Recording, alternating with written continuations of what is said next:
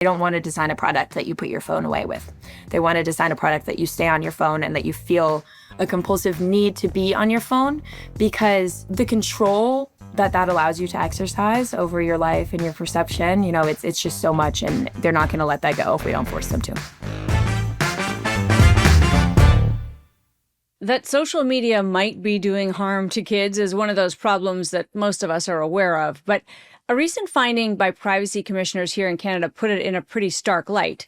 One of the very biggest platforms, TikTok, was in violation of its own rules. It allowed kids as young as 13 and younger on the platform, which it's not supposed to, and then targeted them, as it does all users, with algorithms that aimed ads and content at them.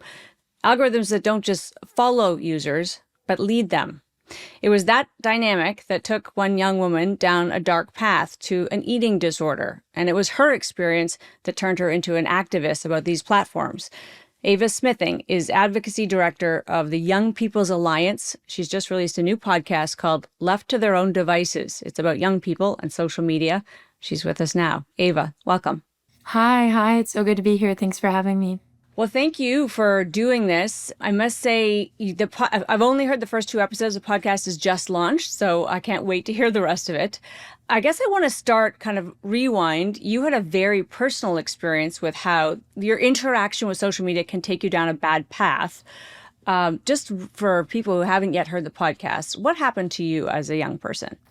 Right. So when I was very, very young, the social media platforms I was using, it was largely Pinterest and Instagram at the time, collected a data profile on me and used that data profile against me to lead me from bikini advertisements to dieting content to very extreme eating disorder content. This was able to happen because of the assumptions they made based off of my data and because of their flawed understanding of what engagement means. For them, me looking at a piece of content for a long time meant that I liked it. But in reality, that was just the triggering of the fight or flight. And the longer I looked at a piece of content, the more like that piece of content they would show me. And it just, like a domino effect, got all the way down to the eating disorder content. And then because this was a platform that I was a child at the time, I thought that this platform was designed for me, and I thought that I was supposed to be seeing this. So I adapted my real life behaviors and changed the way that I was acting to mirror the content that I was seeing online. That hits at something I think that's really profound and that you explore in the podcast and through your work, which is we make assumptions that things that are delivered to us through commerce, so things you buy in the store or get online, have been kind of vetted, that there's a sort of an assumption of safety. Someone else has made sure I'm going to be okay if I eat this cereal. It just doesn't seem to be the case. And we're fighting a kind of a rearguard action on these technologies. How far off are we? In your experience, how much ground do we have to cover to make them safe? I think we're quite far off. The issue we're running into specifically with tech companies is that there's a few regulatory loopholes that they're allowed to go into that would lead them to not have to complete the same consumer product safety testing and standards that normal companies would have to, because they don't have the same liability available to them. And that stems from a piece of policy that was passed back in the 90s in the United States, the Communications Decency Act. Section 230 of it says that internet providers or social media companies can't be held liable for the third-party content that's posted on there. So there's no traditional means of liability when we're going after tech companies because of this law. So a lot would have to be done to make these platforms safe, and we haven't seen that happen because nobody has been able to move forward and kind of try and hold these companies liable in courts, at least in the States. And you can see, at least intellectually, why that loophole would exist for freedom of speech reasons, right? That content that, I'm just a platform. I'm not going to start policing it. And we've seen that come up in recent years, of course, on many of these platforms around hate speech and the like. Mm-hmm. But the algorithm, the actual driving force of these things that, as you pointed out, tailored your experience uniquely to you, is that under review? Is that protected from that loophole? Not yet, no. It's quite tricky, just because the reason that they were prevented from liability in the first place was exactly like you said, because free speech, because they were neutral hosters of content. But what we see with the algorithm is that they cannot claim neutrality anymore, right? If you're making decisions about what a user is seeing, then it's not neutral, and rather it's quite editorial. But on the other end of that, we saw in the States that these companies did win a case to give them editorial discretion. So they were actually able to say that's our right as a publisher to decide how the content is shaped. And so now we have these two really things coming to a head with one another, where you say they can't hold us liable because it's neutral, but we also are allowed to do whatever we want because it's our speech. And eventually we'll see those things become at odds, and hopefully we'll have some very, very good lawyers in there who find a good path forward for us to be able to hold these companies liable. But the algorithms are, yeah, largely undiscovered. And I think something that we don't think about enough is that even the people creating these algorithms, it's still a black box for them. They're not exactly sure how it works. So it's difficult for us to regulate what they don't even understand. And of course, the point of your podcast is not about all of us, although it was interesting. I don't know if you saw the privacy commissioners, you probably didn't, in Canada on TikTok, but even in their ruling, they said, this stuff can cause harm to adults. So even adults should be more mindful of how they're being manipulated and what content is being curated for them. But we're talking here about little kids, and that crosses this line. And even TikTok has to agree, that crosses a line in its own user agreement. Your parents, of course, now understand that they handed you devices that harmed you. What are parents to make of it, especially those of the generation your generation, where there was so little understanding? You learned in real time, Ava, unfortunately, you and your peers, of what could happen. We're still learning, but you were the very first, I think, where it was just like, off you go. And we weren't really aware of how bad it was. Yeah, the first thing I like to do when talking to parents is just try to remove a layer of shame. These companies are making these products intentionally hard for you to understand because they don't want you to understand that they might not be healthy for your child. So just taking a deep breath and understanding that it is stacked against you. So it's best to move away from that defensive era or from feeling like your child is doing something intentionally wrong. That's not the case. But the other thing I think is really interesting here is my mom. She did police my social media use a little bit, and we've had really interesting conversations about this. She said, I was more concerned with what you were posting. I never thought to be concerned with the content that you were receiving. Right. So she had no idea that there were algorithms deciding what I would see and that I would ever see anything other than what I searched online or what my friends posted. And I think that's one of the big disconnects there, is helping parents understand that there is an endless stream of content coming to children that is not decided for them, and that is decided by these big companies who want them to pay a lot of attention. And that's going to lead them to cause them some quite extreme things. And the first episode of the podcast, I think, is such a brilliant place to start with the addiction aspect of this, because again, this is not something confined to children. Many adults find themselves, right? That dopamine hit of our brains, we're wired for it. This technology is perfectly delivering it to us. And so, yeah, we get hooked. Children, of course, their brains are literally still forming. When we think about that addiction aspect and how we can try to protect, where does your path go? Because you've testified before Congress. You were in the business of kind of thinking about how we should respond. What do we do about that aspect of it, that it's so seductive? Right. Well, I think the first thing is, us here in the States, we can open up some liability towards these companies. So hopefully they'll want to change their patterns on their own once they realize how many people want to come after them. So that's something that we're working on. But on top of that, we need a kind of two-pronged approach. So we need to intervene with the kind of data that's being collected from people in the first place.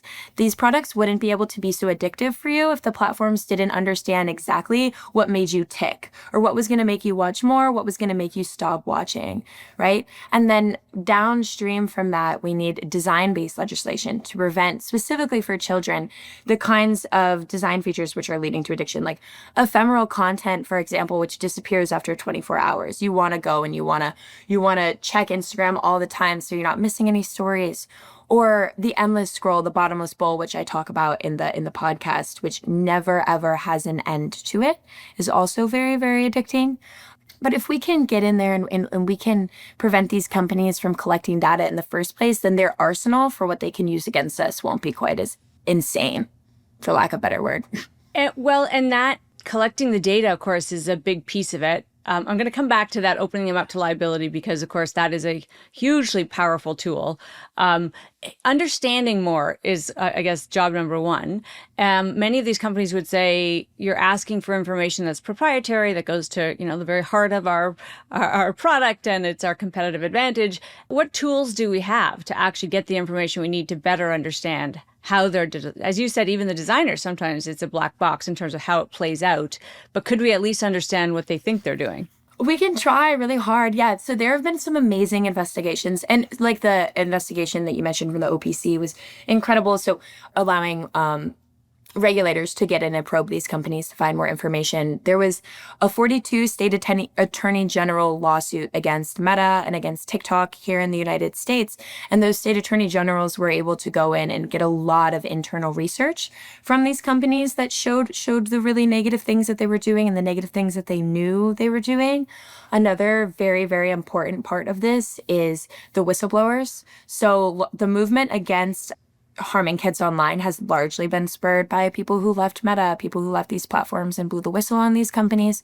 So we're very grateful to them. And then another option is researcher access. So in the Kids Online Safety Act was a bill that I worked on a lot here over the past couple of years to protect kids online. There at points have been different provisions in the bill which would intentionally open up the back end of this to researchers and to people with high security clearances to have access to those systems and go in. We've run into some tricky issues with that access here in the States because of how secret that information is. There was a data impact protection assessment, which would allow or which would cause these companies to have to kind of say what the potential risks with their algorithms were. And a court in the United States found that was compelled speech. So a violation of these companies' right to free speech. And it's really tricky there because, we have to look at who are we defending, right? The people or the giant mega corporations? But getting those data provisions and those researcher access provisions into code, into law is so important so that on the back end, the courts can't say we're not allowed to do that, right? And let's talk about that liability piece of it. That is a part of the way the American system works. All of our countries in the Western world are constructed this way, but it's very American. And the good thing about it is it brings companies to account, right? You can sue. But if you do that with a big corporation, either class action or some other sort of way that levels the playing field a little bit, you can make changes. And so that's the real power of that, the kind of so-called tort bar or liability. Where is this issue there? How, when you say we open the door for it, how are we getting closer to being able to do that in this case? It's going to have to be through intentional reform to Section 230, the really old, the internet law from the 90s here in the United States. There have been a lot of different proposals to reform that, whether sunsetting and taking it away completely, but there's very, very stark criticism against taking it away completely just because we don't want to get to a point where these companies have no protection from liability and are therefore removing everything from their platforms, which could lead them to be held accountable. So we have to be able to strike that really, really good middle ground there. And also, like I said, there's a lot of suits going forward in the United States. There was one, Anderson versus TikTok, which a young woman was algorithmically recommended a video of a hanging challenge, and she lost her life trying to replicate that hanging challenge. And the judge in that case said, if you all have editorial discretion, right? If you have the First Amendment right to order and edit this content in whatever way you want, then I don't really think you should also get Section 230 protection. Those two things conflict with one another, and the judge made that decision. So that was a hugely celebrated case here, and we'll see how that goes forward. But unfortunately, with Section 230, while our Congress is so busy doing nothing else, I don't know how else to say that in like a pleasant and nice way, but while our Congress is very busy doing nothing else, we can look to the courts and we can see judges like that who are making really, really intentional and really smart decisions and using these companies' arguments against them, which was something that I love to see because they argued for editorial discretion and now it's being used against them on the back end. So that was definitely cool and definitely a step towards liability. Yeah, and hopefully some, as you say, some lawmakers look at that interpretation of the law and take it back and it turns into something meaningful.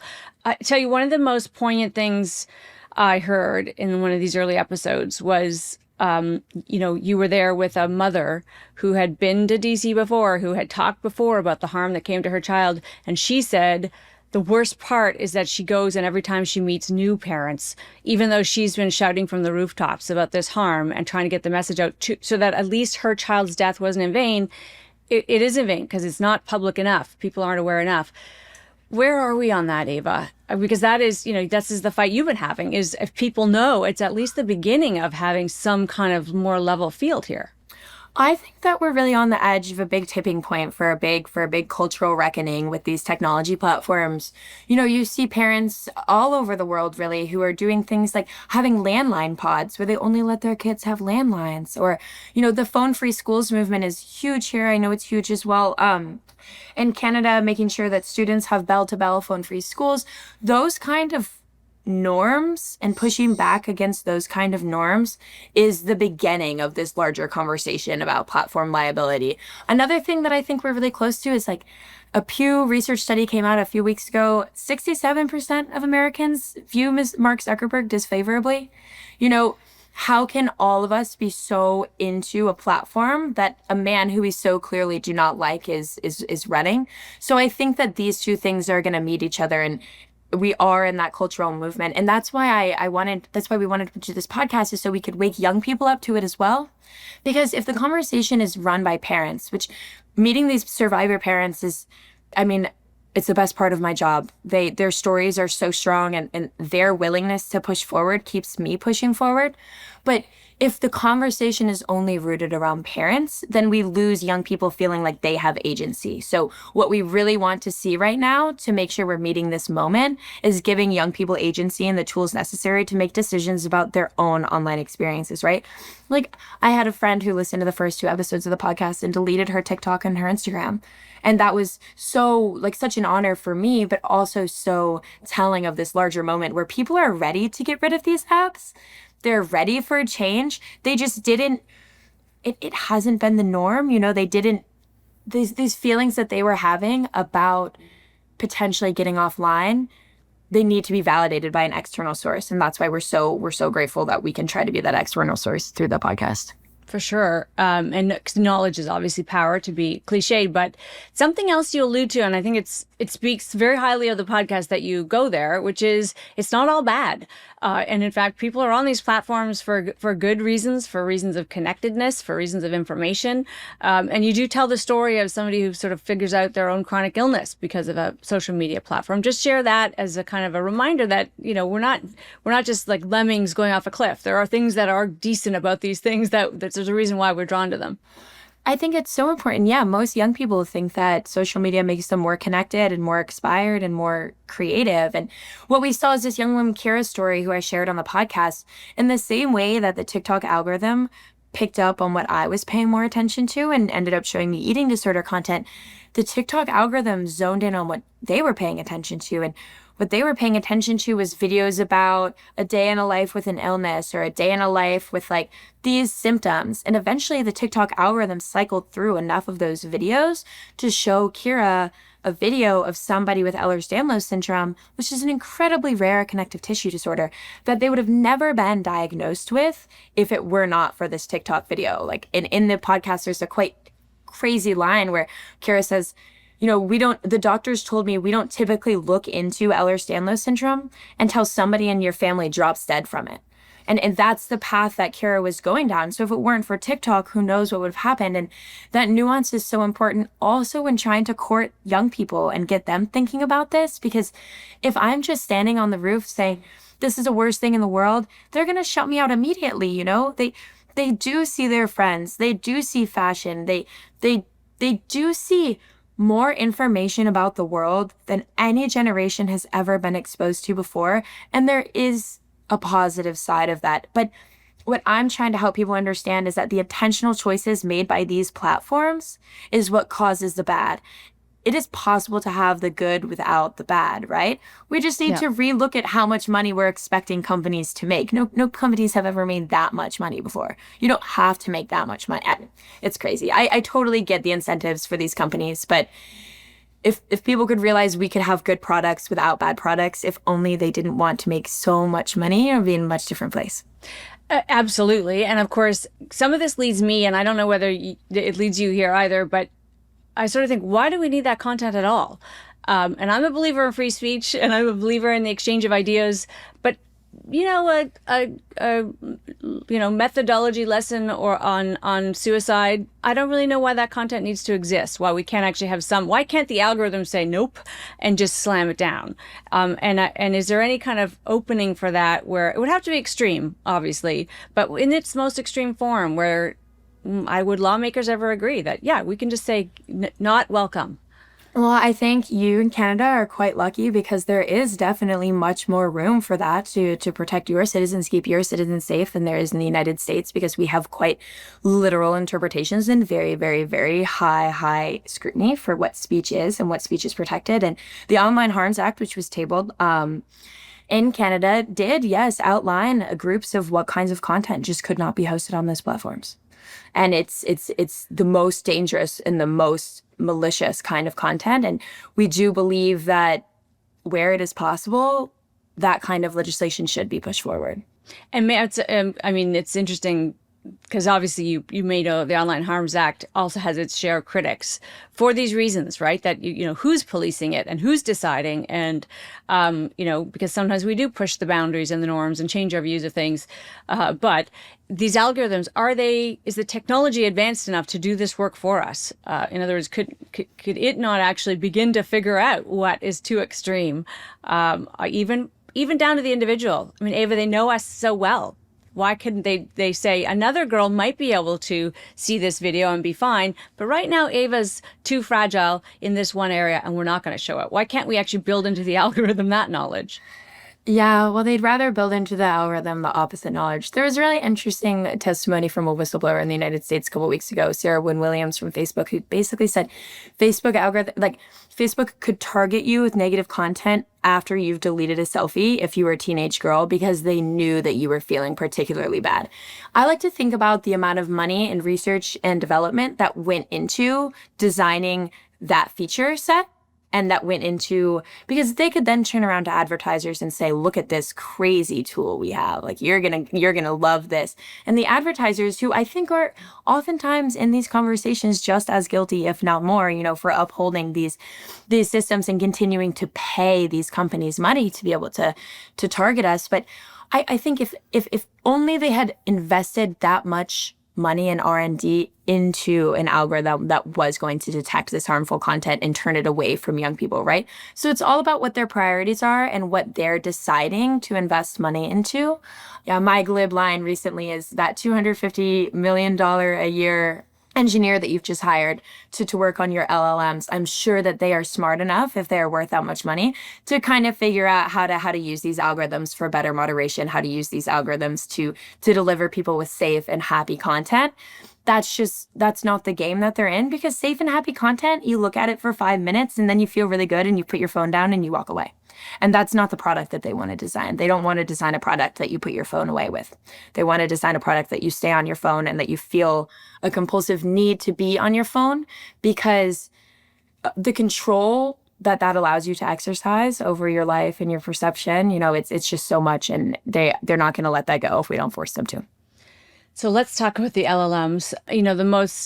The horrifying recent example of Adam Rain is getting a fair amount of attention, and hopefully will get, I don't know whether you're optimistic, I hate to even use that word around a story like that, but that it does get the attention of lawmakers, that again, and here's where, Ava, where I get confused. ChatGPT is not making money, more money from Adam Rain by leading him to suicide. It just isn't. To me, it's sort of, we've really kind of created these things and then let them run amok and left us to our own devices. Are we anywhere close to, how do you feel about AI, I guess? Let's just start there. I believe it's like, I love this question because I answer it differently every time, maybe. But I believe in the benefits of AI. I do not believe that we should be hurtling at 100 million miles an hour towards maybe what those benefits could look like, with no regard for what the negative consequences could be. I think that we're in a good position. We're in an okay position because lawmakers have seen what happens with social media and are already waking up to these harms. Like, typically in it for something like this to get traction, the Adam Rain case would have happened and then 6 years would go by and then we would be in a place where lawmakers are like, okay, we're ready for this. But we already see lawmakers who are moving, who want to attack this issue right now. So I think that's incredibly promising to me. I think there's just so much on the line with AI. But what I want to say is, what is programming an LLM to talk to a teenager about all of their problems doing to push us forward to the end of this AI race or whatever it may be? It seems to me as if this kind of AI use is actually a distraction and actually like very unproductive to winning said race that we're all in, right? Why are we wasting our time developing this kind of AI when we could be applying AI to these great advances in the medical field? Or it's just really shocking to me, and it's really disappointing. I mean, I think the best example of it is, so character AI, which is one of the very, very common we've seen. There was a hearing in the US Senate a couple weeks ago, and there were three parents present whose two children had lost their lives and one child had gone through intense amounts of harm from the AI. The platform behind one was OpenAI and the other two was Character AI. So that's this platform I'm talking about. They have these very like anthropomorphic conversational best friend chatbots. Character AI began under Google. Google said, we don't really want to do this. We're not going to do this. This is a little unsafe. This is a little weird for us. Those two engineers left Google, developed Character AI on their own. When Character AI got big enough, Google said, oh, actually, that's really valuable. You are able to charge users for that. We're going to relicense this program. So to me, that story puts out the biggest tension of this, which even the big companies themselves aren't so sure about this application of AI, but they recognize that it's so sticky and it's so addictive and it would be so conducive to making a lot of money that if somebody is going to be out there pushing it forward, it should be them. So now they're in this little mini race to make the best AI companion. And it just seems, it's so disappointing to me, honestly. But this is where we are as a society. I don't know what other word to use. Yeah, and I mean, it's so interesting. I was actually trying to think of if there's a parallel situation where the harm is so widespread, and we can see it, and yet we're kind of inactive. Climate change comes to mind, where you can kind of see it, and we're all kind of like, well, what are you going to do? The difference here is that the perpetrators the cast is so narrow. There's only, a dozen companies that you could actually get in a room and say, let's all agree to behave better. Until we get there, what's your core message to people out there? And, this kind of stuff, I hate to say this, but it really resonates with parents, right? They want to know what to do. They want to know how to handle tech with their kids. Short of changing the algorithms, changing the laws that apply to these companies, which I know you're working on, and good luck to you.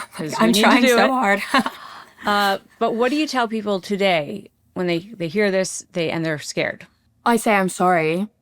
And that I'm here with you. I'm also really scared. That's the first thing I say. The second thing is, when it comes to chatbots, I would advise parents that is not an in moderation might be okay kind of thing. Like a general purpose LLM that can help with homework could be in ways very, very beneficial, but it is not worth the risk. I would point parents towards two reports. There's a recent report from Parents Together and the HEAT Initiative that came out specifically on Character AI, outlining the kinds of conversations that chatbots can get into on Character AI and how the chatbots will steer those conversations in those dangerous directions, because that's the most engaging. And there's another one from Common Sense Media, which just talks about how many young people are using these chatbots and how they're using it. And I would point parents to those resources and say, I would dive into this, read it a little bit, and then make a decision about whether or not you want your child using this platform. I would also say that I was a kid online once too. Kids love to lie. We're going to want to get online, and the commissioner said that in the privacy investigation into TikTok. Like, we understand that kids want to be online and that they're going to try everything to get around age verification and to get around. And the way to avoid that, there's not one single prescriptive thing I could say, but it's just I think a really good place to start is being really, really honest with your young people about what's going on. Yeah. Sitting them down and saying, like, look, unfortunate, and like I don't want to make you confused about how bad the world is. The world's a beautiful place, but unfortunately, the people in charge of these companies are not good people. They are not people that we trust. And I want you to be in a safe position and then explain some of the reasons why maybe they're not trusted. And then tell that as a reason for why we're not letting the kid use social media or why we're not letting the child use character AI. And then the other thing is go to the community of parents around you and find alternatives as a collective. There are alternatives out there. There are ways for kids to be plugged in online without being completely socially isolated. And it definitely takes a village to push those alternatives forward. But for now, while we work really hard to hold these companies accountable, we have to take their power away by investing in other ecosystems of technology that our kids can connect to one another through. There are other, known addictive, harmful substances that we protect kids from, or we try to, alcohol being one of them. And again, we find our way to alcohol way before the legal age, but it's not condoned. It's not handed to us. Should we be thinking about some of this technology that way? Is 13 way too young as the kind of gating age for TikTok? Should it be 18? Right. I think that question about I don't really believe necessarily in a preventative measure under a certain age because that puts onus on the parents as opposed to on the companies, right? And a child will eventually grow up and get on that platform anyway. And if that platform is not safe, then the child will have very unsafe experiences on that platform, whether they're 13, whether they're 16, whether they're 18. No one could ever be ready to be a passive consumer of that kind of negative content at any rate. So I guess my answer to that would be no social media ever. But I understand that we live in the world where these platforms, people love to connect with one another. These platforms exist. I can't say that outrageously. I think that, under 13 is a little, I wish, here's what I'll say. I'll frame this question through my personal experience. I wish that I did not have any social media until I was 13. I wish that I could access social media on our desktop at home and not on my iPad mini from the ages of 13 to 16 about. That's what I would say. Like, if I could go back in time and tell my mom to do something different, I would say, don't let me on these platforms until I'm 13. And then while I want to use Pinterest, don't give me the Pinterest on the iPad mini where I can go into my room and be alone with it and scroll for a really long time.